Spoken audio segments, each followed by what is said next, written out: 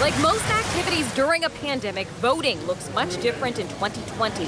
And if you're casting your ballot in person, there are ways to minimize your risk. I think the thing you want to do with this is take your usual precautions. Always a mask when indoors with strangers. I would say even when waiting in line, mask as much as you can. Dr. Tony Weaver of U of L Health Shelbyville says masks, distancing, and sanitizing are still the best ways to avoid the virus. He also recommends getting to the polls as soon as possible to avoid last-minute voters on November 3rd and any rush of people late in the day. Vote early, vote early, vote early. Early in the day, try to avoid crowds. Dr. Weaver suggests researching the candidates before you go. He says knowing how you want to vote is particularly important this year with 2 constitutional amendments on the ballot in Kentucky. I really think that's important, that you get your local ballot and read ahead and have your vote planned so you can get in and out as fast as possible. While some people may be tempted to skip voting entirely, Dr. Weaver says keeping these precautions in mind can make it as safe an experience as possible. We talk about trying to avoid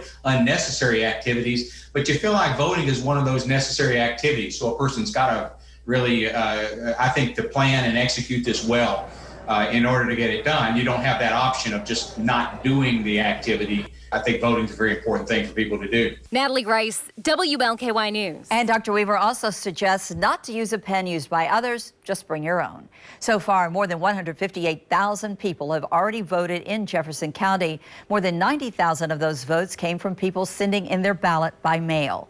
Nearly 67,000 people have voted in person at one of the 4 early voting sites. The Jefferson County Clerk says they have issued nearly 175,000 ballots. We have all the voting information you need, including polling locations, on our website and our free WLKY mobile app. Morehead, Kentucky is now the home to one of the largest controlled environment agriculture facilities in the world. Agritech company AppHarvest will use the facility to supply fresh produce to a large chunk of the United States. With the new technology, they'll be able to grow year-round. It will also create about 300 new jobs, but it's not traditional open field farming. CEO Jonathan Webb explains how this is farming of the future. We operate the farm with iPhone and iPad using sensor and software, LED lighting.